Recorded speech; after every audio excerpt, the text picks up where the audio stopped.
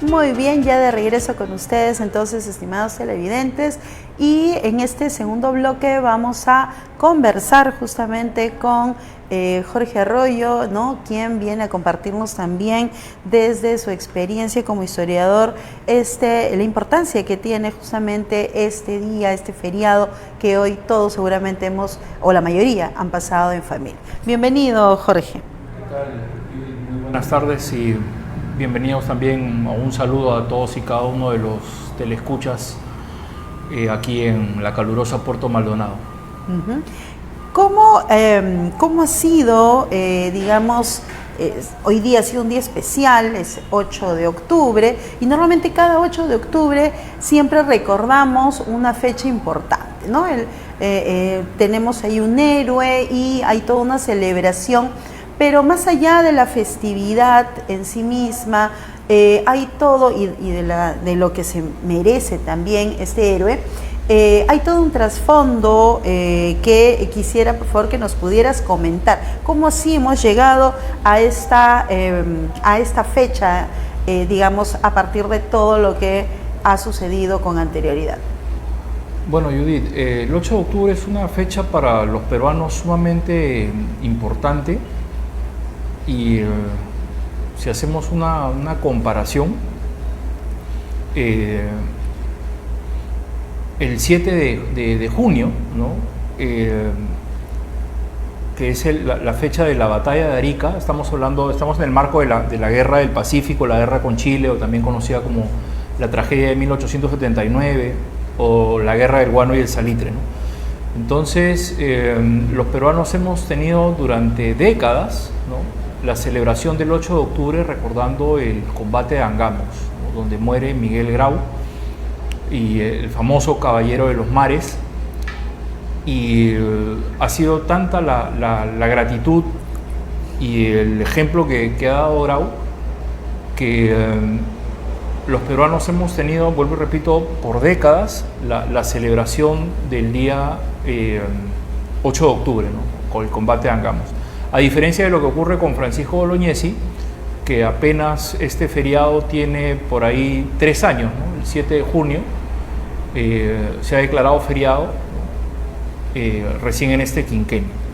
Entonces, aquí hay una gran diferencia entre nuestros héroes máximos, ¿no?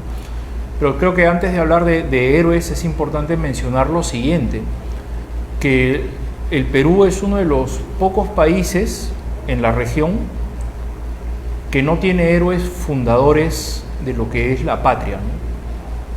Me refiero a héroes nacionales, ¿no?, nacidos en el Perú por así decirlo, con la partida de nacimiento asentada aquí en el Perú. Nuestros héroes de la independencia son extranjeros, ¿no? Primero el general José de San Martín y luego el general Simón Bolívar, guste o no guste, ¿no? O sea, Bolívar dirige la campaña final de la guerra y ellos son pues los héroes máximos de la independencia del Perú, ¿no? Lo que puede haber después hecho Bolívar, esa ya es harina de otro costal, ¿no? Eso es otro tipo de discusión. Pero a diferencia, por ejemplo, de Chile, donde San Martín también tiene una participación importantísima, los chilenos tienen por encima de San Martín a Bernardo O'Higgins, ¿no? En Colombia, a pesar de la figura de Bolívar, ¿no?, dentro del proceso de liberación colombiano, ¿no?, está la figura de Francisco de Paula Santander, ¿no? Entonces, pero en el Perú no tenemos estos héroes fundadores, ¿no? Tendría que haber sido José de la Riva Agüero y Sánchez Boquete el primer presidente del Perú, pero por razones políticas él termina peleado con San Martín primero y con Bolívar después. Entonces no tenemos ese héroe fundador, ¿no? Entonces, ¿cuándo surgen nuestros héroes?, ¿no? Nuestros héroes surgen en la Guerra del Pacífico, ¿no?, en la guerra que tenemos con Chile. Y a pesar de que son héroes que han sido derrotados en combate, porque Grau muere un día como hoy, ¿no?, y es el primero en morir, ¿no?, cuando él está dirigiendo este combate, Bolognesi muere en el Morro de Arica, ¿no? Entonces, nuestros héroes máximos, vuelvo y repito, son héroes pues que son derrotados, pero hay algo de lo cual el ejército siempre saca lustre, ¿no? de que el ejército peruano es un ejército que no fue, que no claudicó, ¿no? Que no firmó una rendición, ¿no? La guerra termina por el Tratado de Ancón, pero con todavía el ejército luchando gracias a Andrés Avelino Cáceres, ¿no? Al general Cáceres. Entonces, esos son nuestros héroes fundadores, ¿no? Y son héroes que han surgido a partir del gobierno militar en la década de 1970, porque en esa década se celebró el centenario de la independencia y el gobierno militar produjo una serie en blanco y negro de episodios, ¿no? Que hablan sobre la guerra del Pacífico. Es más, Navarrete sacó un álbum en conmemoración, creo que somos muy pocos las personas que tenemos el álbum completo, ¿no? Como una reliquia. Y ahí es donde se fundan nuestros héroes, ¿no? Y también en el gobierno militar, porque hay que reconocer tanto lo bueno como lo malo de un gobierno, en esta dictadura se cambia la figura de los billetes, ¿no? Antes, en los billetes del Perú salía la madre patria, ¿no? Que representa España sentada, ¿no? Entonces, como estamos frente a un gobierno nacionalista, aparece pues Pachacútec en el billete de 5 soles, Inca Garcilaso de la Vega en el de 10, Ramón Castilla en el de 200, Bolognesi y Grau, que para mí es el mejor billete hablando estéticamente que ha tenido el Perú, porque están ambos héroes, ¿no? Grau y Bolognesi a la par, ¿no? No recuerdo, creo que es el billete de 1000 soles, ¿no?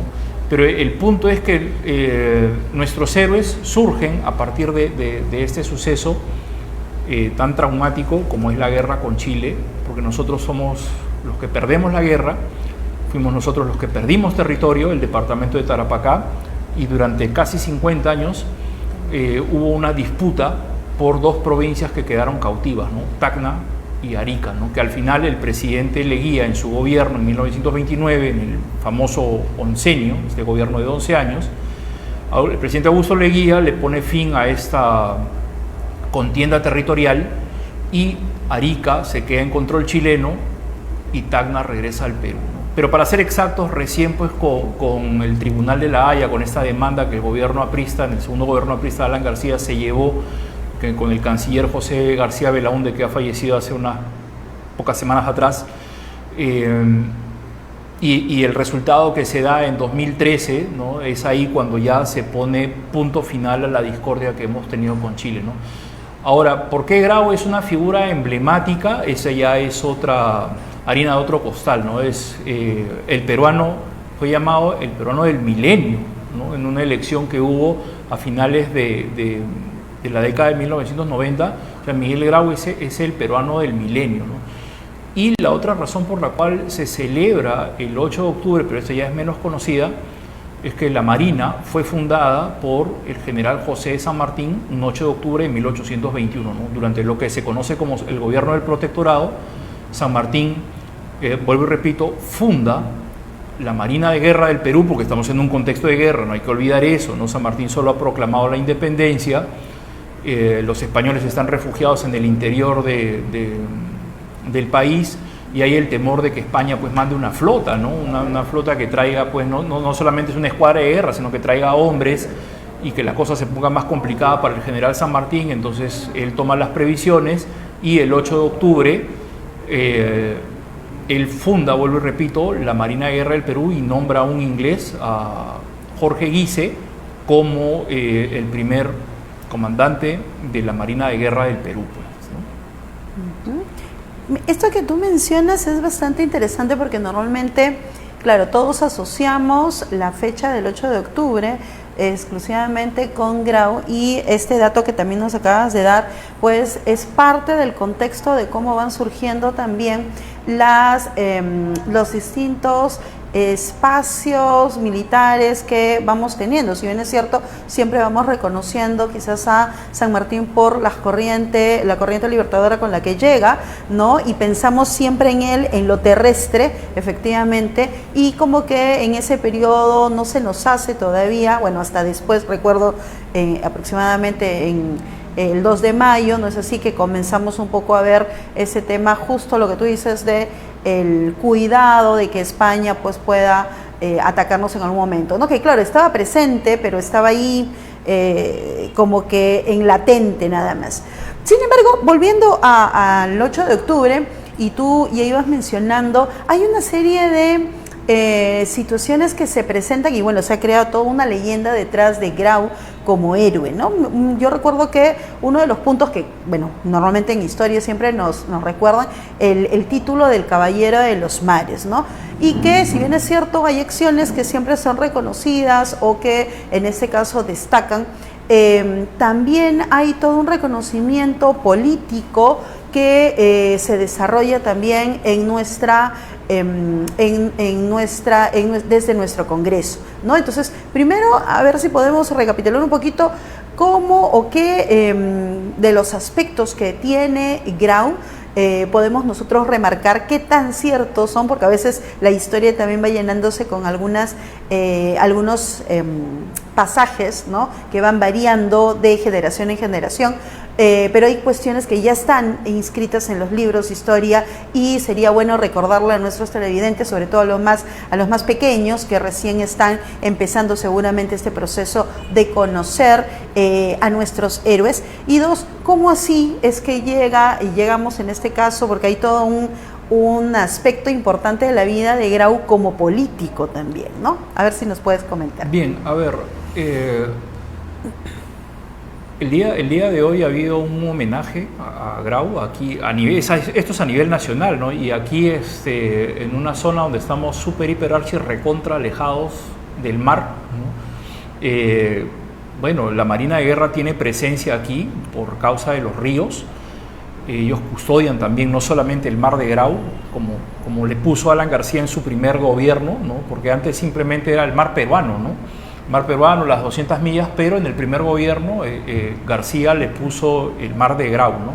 Aunque no lo utilicemos mucho, ¿no? Siempre hablamos del mar, pero no se le da el nombre que debería tener, ¿no? Es el mar de Grau en honor a este personaje que, como tú bien dices, se ha tejido una suerte de leyenda, y en las leyendas tendemos, en especial los profesores, más que los historiadores, porque los historiadores tienen que trabajar objetivamente, de manera realista, pero en la escuela se tiende a glorificar a ciertos personajes más que a otros porque necesitamos líderes, ¿no? Necesitamos mirar al pasado y encontrar a alguien modélico, ¿no? Alguien a quien seguir, y Grau es uno de ellos.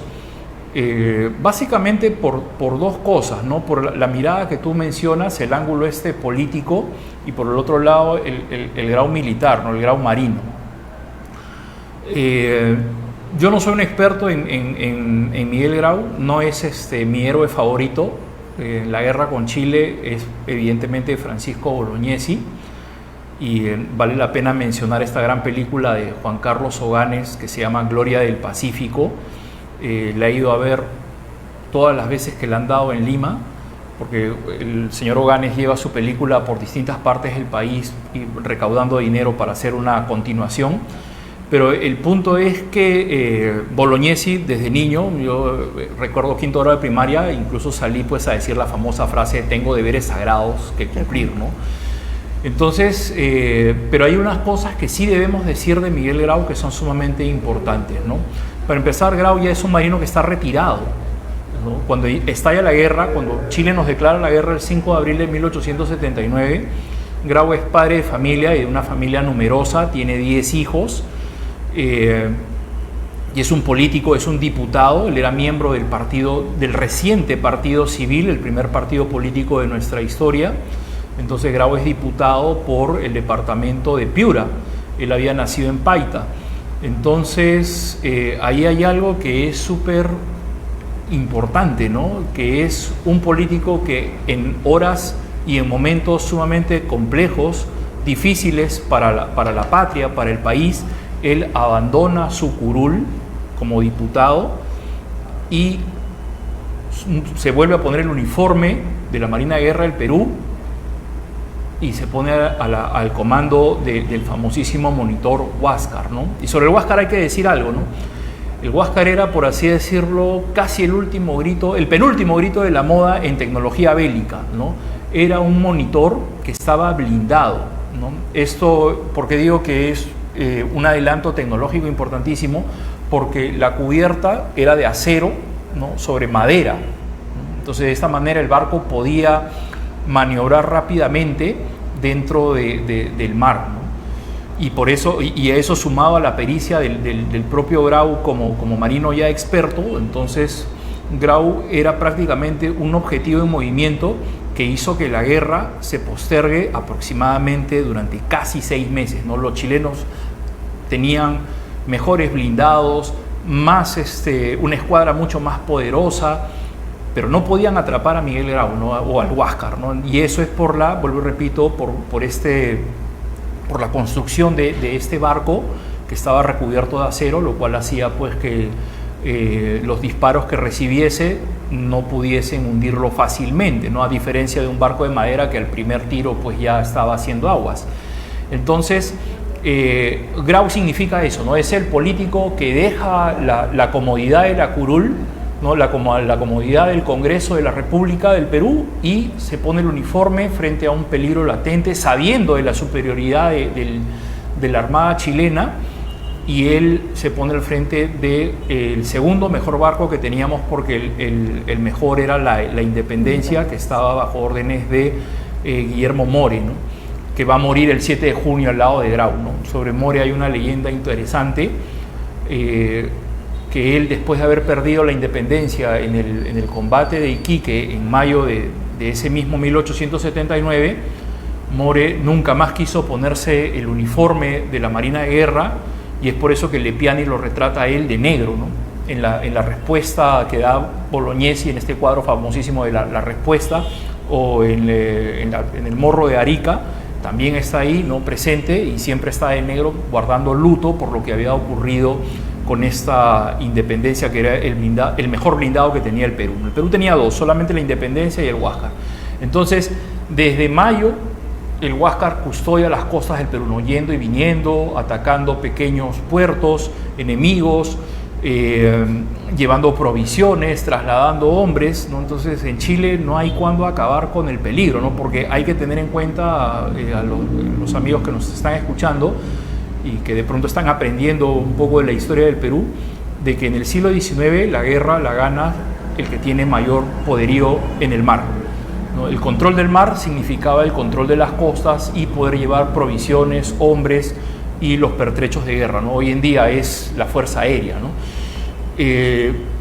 Entonces, en Chile están recontra preocupados porque no pueden acabar con un solo barco, ¿no? que es Grau, hasta que llega el suceso del 8 de octubre, donde Grau está acompañado por otro barco peruano que ahorita se me va el nombre, pero son 6 barcos chilenos, el Cochrane, el O'Higgins, el Blanco Encalada, contra Grau, ¿no? Contra el Huáscar. Huáscar ordena que se vaya el barco que lo acompaña, y él se enfrenta pues a la Armada chilena solo, ¿no? Entonces ahí tenemos otro ejemplo de heroísmo, ¿no? Él prefiere sacrificarse antes que permitir más derramamiento de sangre, ¿no? Ahora, en medio de esto que la historiografía le ha llamado las correrías del Huáscar, esta resistencia de Grau de ir y venir y no ser cazado, con Z, se produce un combate que es el combate de Iquique, donde va a fallecer el comandante de la Marina de Guerra chilena, que es Arturo Prat, ¿no? Él se lanza sobre la Independencia cual si fuese un pirata, ¿no? De inicios del siglo XIX, con espada en mano y todo ello, y muere ahí en la cubierta. Entonces Grau le escribe a la esposa de Prat, ¿no? Una carta, ¿no? Y él, en vez de ametrallar a los soldados que están naufragando, los marinos chilenos, Grau ordena que los rescaten y que los dejen en un puerto neutral, ¿no? En un puerto X. Y esas son las razones por las cuales Grau puede ser reconocido no solamente en Perú, ¿no? Sino en Chile, como el caballero de los mares y como un ejemplo de lo que es o lo que debería ser un marino en tiempo de guerra, ¿no?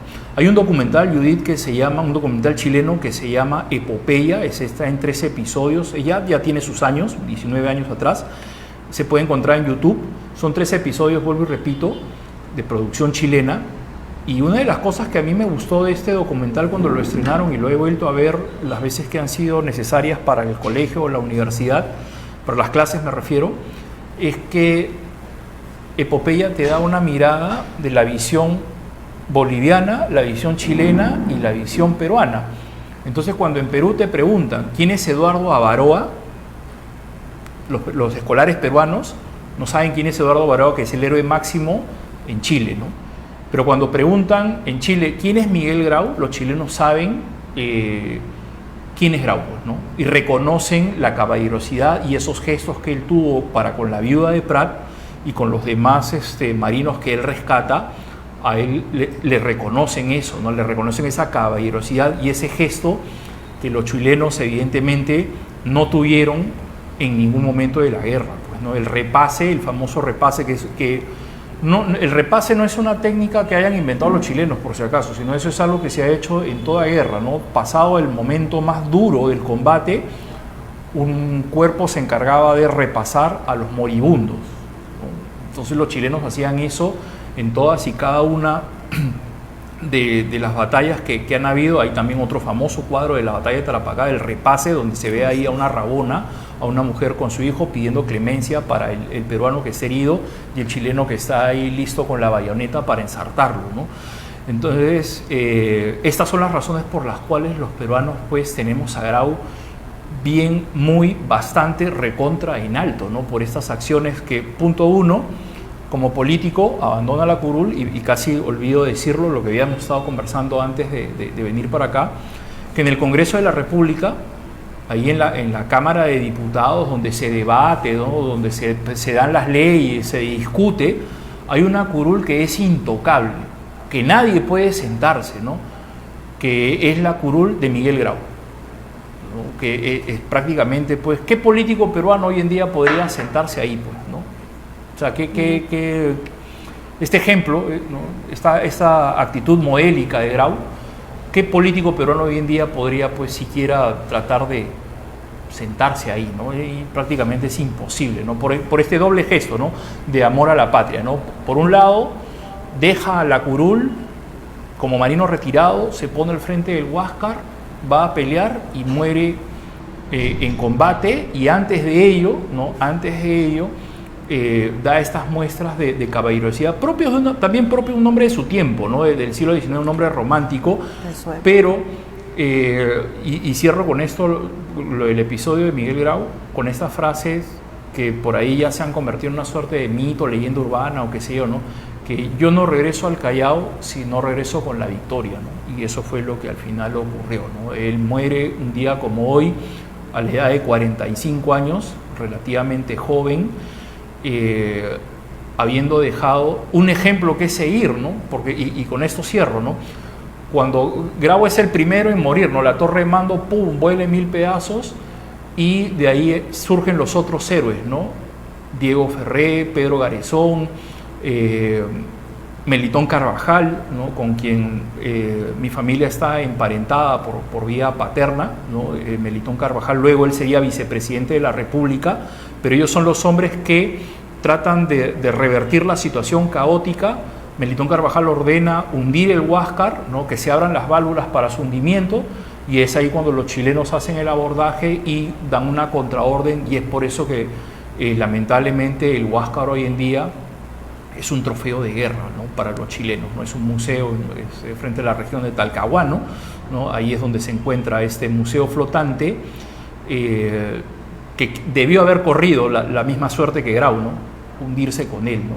Pero los chilenos pues fueron mucho más rápidos, más veloces, y con esto lamentablemente, con la muerte de Grau, la guerra ya era una cuestión de cuánto tiempo más podía tardar, ¿no? Ya se había perdido el mar, el control del mar, no había cómo custodiar nuestras costas, y Bolivia, pues, que era el peso muerto, porque Bolivia, cuando tú preguntas en el colegio quién es el héroe de la Marina chilena, bueno, alguien puede decir, por ahí un alumno noticiado, informado, puede decir Arturo Prat, ¿no?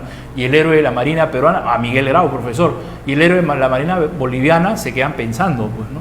Entonces no lo piensen mucho, porque Bolivia en ese momento no tenía una armada, pues, ¿no? Entonces, bastante irresponsable por parte de Bolivia de declarar una guerra cuando no tenía, pues, los recursos elementales y básicos para encarar una guerra, como era tener una armada, ¿no?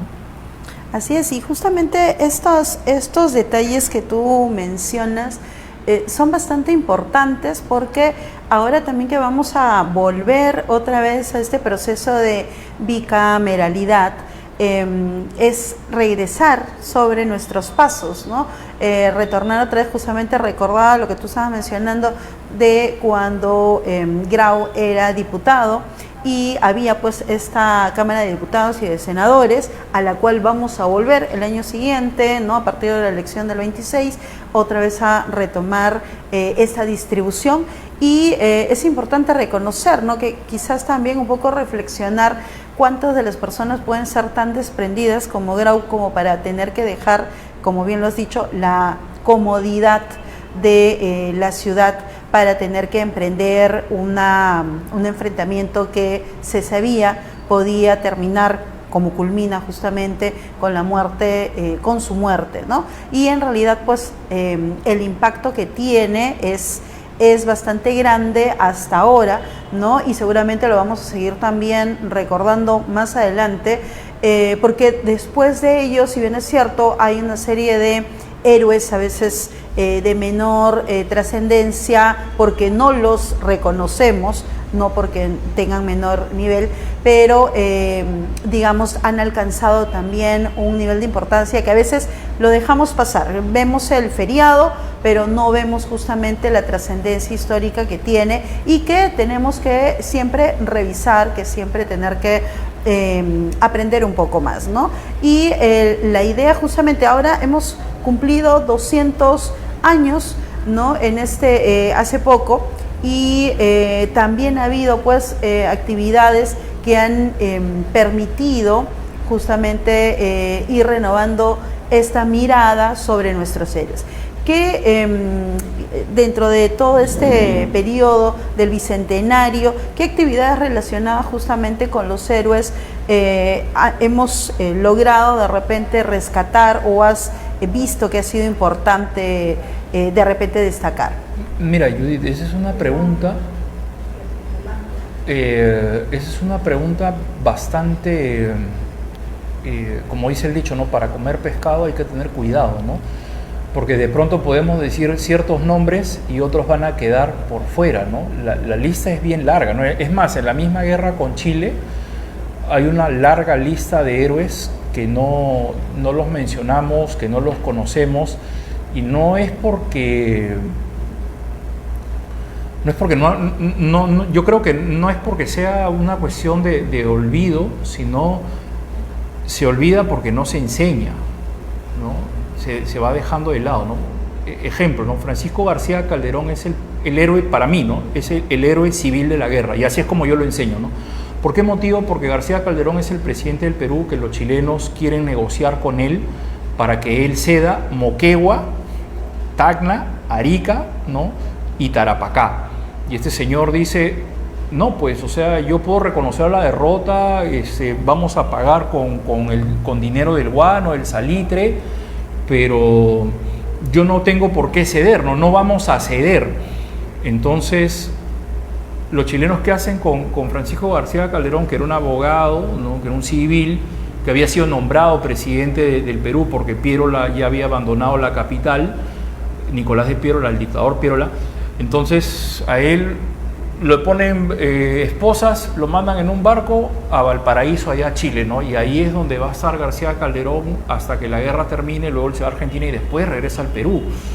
Pero prácticamente él está desterrado, ¿no? Entonces ese heroísmo no se menciona, ¿no? Y no se menciona, y la escuela no es el único espacio que debería enseñar este tipo de cosas, ¿no?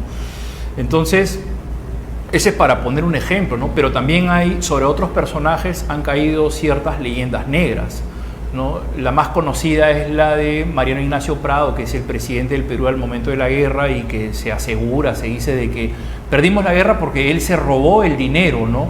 Que una colecta de limeños notables habían hecho para comprar armamento. Ese argumento es bastante absurdo, ¿no? Porque habría que ponerse a pensar cuántas joyas, cuántas alhajas, cuánto dinero tenía que, entre comillas, robarse o llevarse para poder comprar pues un par de blindados, 1000 fusiles, 10.000 municiones, 5 piezas de artillería, ¿no? O sea, ¿cuánto de eso, ¿no? Entonces, el dinero que entregaron estos notables limeños definitivamente no alcanzaba, pues, ¿no? Entonces, ahí hay una leyenda de que dicen de que él se robó el dinero, ¿no? El error del presidente Mariano Ignacio Prado es haberse ido, ¿no? Porque él, como presidente del Perú y como comandante en jefe de las fuerzas peruanas, él tenía que haberse quedado, pues, ¿no? Y haber mandado a un vicepresidente, una comisión, pero él se va diciendo de que no, a mí como un presidente me van a hacer caso, ¿no? Entonces hay que ver también ahí otro contexto, ¿no? Que el Perú estaba, hacía pocos años, el presidente anterior, Manuel Pardo, había declarado la bancarrota, entonces éramos un país pobre, ¿no? Entonces, hay ciertas leyendas negras que se tejen sobre ciertos personajes, ¿no? Pero yo quisiera hablar sobre la de Miguel Iglesias, ¿no? Que es el otro lado si el presidente es Mariano Ignacio Prado cuando se inicia, Miguel Iglesias es el presidente cuando termina la guerra, y él es el que tiene que firmar el Tratado de Ancón. Entonces, a él se le critica por haber cedido Tarapacá y las 2 provincias que terminarán, pues, cautivas durante 5 décadas, ¿no? Entonces, ¿por qué a Miguel Iglesias solamente se le juzga por eso, ¿no?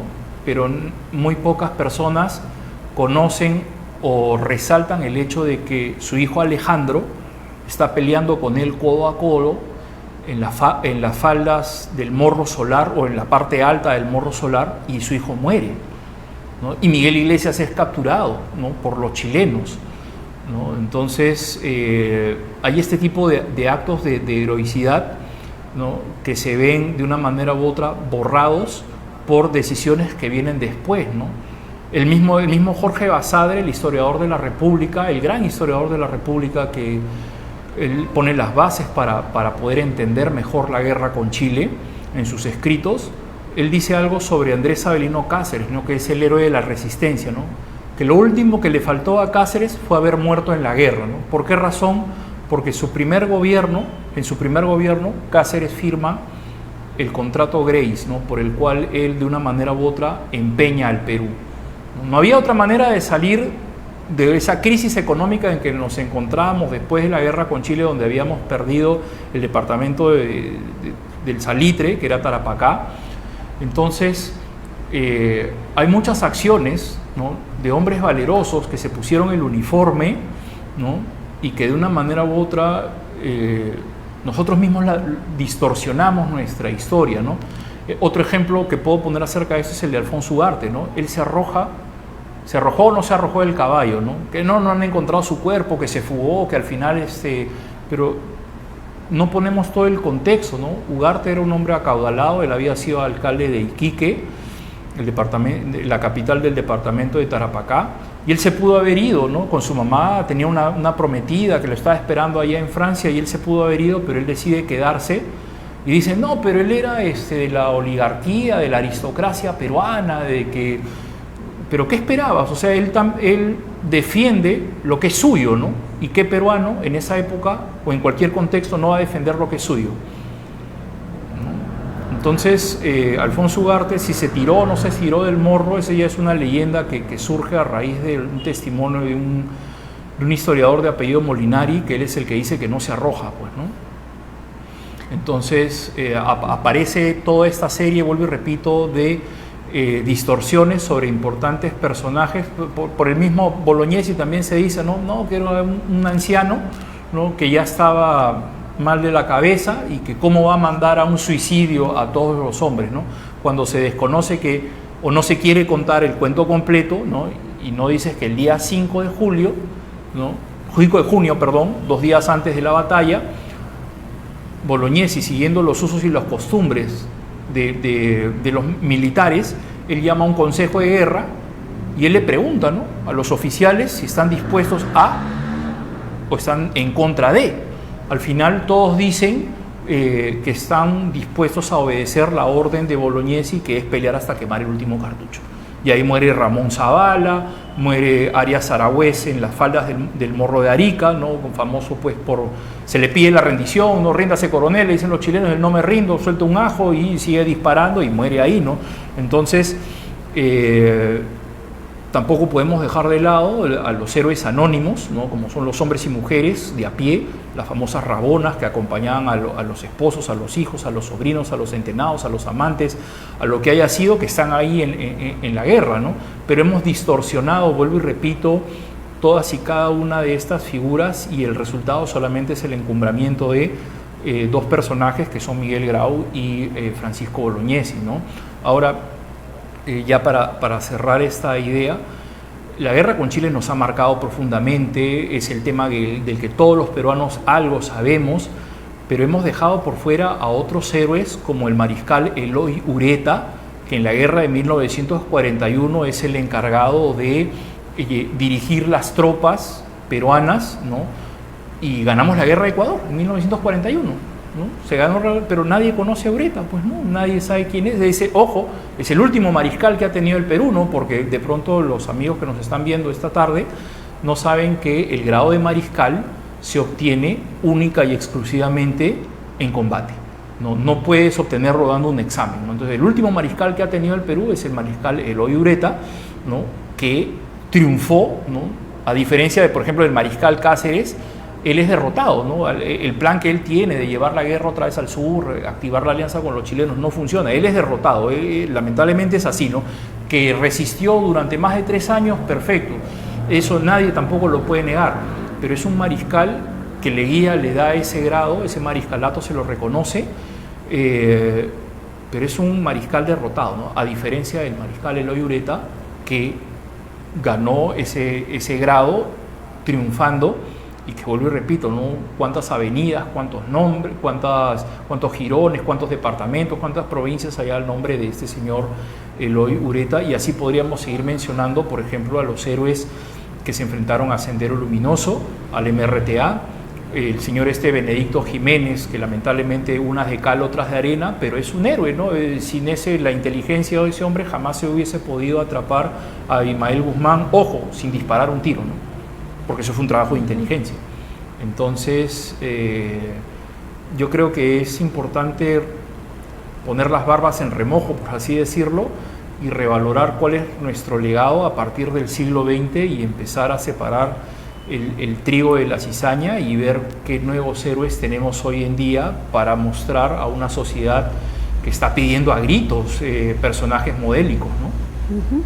Y justamente esto que tú dices, ya para ir cerrando, también hoy día nos hemos extendido un poquito más por ser feriado, pero es bastante importante, ¿no? Has hecho todo un recorrido de nombres que recuerdo también se nos ha enseñado cuando nos daban los cursos de historia, y seguramente también, ¿no? Nuestros televidentes, los más jóvenes, también los estudiantes de secundaria, de primaria, van a ir reconociendo algunos de los nombres que ha mencionado Jorge, y es importante también tomar conciencia de que los héroes no solamente son los que a veces nos dan las fechas de los feriados, sino que también hay todo un entorno alrededor de ellos, y que siempre es necesario volver otra vez a nuestros textos, a nuestras bases, a nuestros orígenes, para poder saber mejor quiénes somos también y poder comprendernos, ¿no? Y has hecho toda una mención bastante interesante, te agradecemos,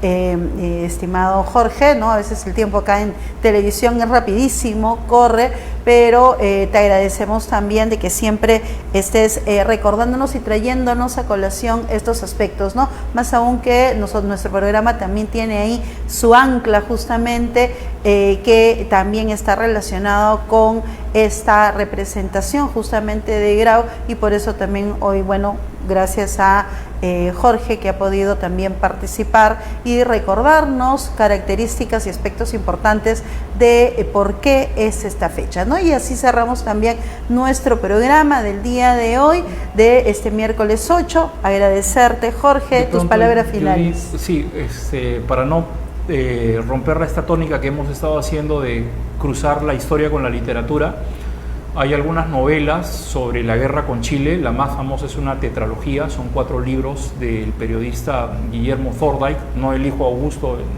sino el padre, y casualmente él le dedica el primer tomo de esta tetralogía, de estos 4 libros, que se llama 1879, ¿no? Y ahí explica y da un alcance sobre quién es Miguel Grau y lo que significa pues ese año para el Perú.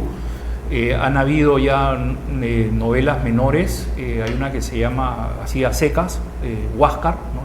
el Huáscar, ¿no? Y la portada es El Monitor, no recuerdo ahorita el nombre del autor, pero tenemos pues novelas que nos recrean la guerra con Chile, y eso es importante poder recurrir a ello, y no está de más mencionar algunas películas, ¿no? Hay una boliviana de 1984 que está en YouTube completa que se llama Amargo Mar, que es la versión boliviana de la guerra, donde nos echan la culpa, así descaradamente, ¿no? Los culpables de la guerra, de que ellos hayan perdido su mar, son los peruanos, ¿no? Vaya usted a saber las razones para ello, ¿no? Y no quisiera dejar de mencionar a un personaje que es sumamente importante. El 11 de octubre se cumple un año más de su triste muerte.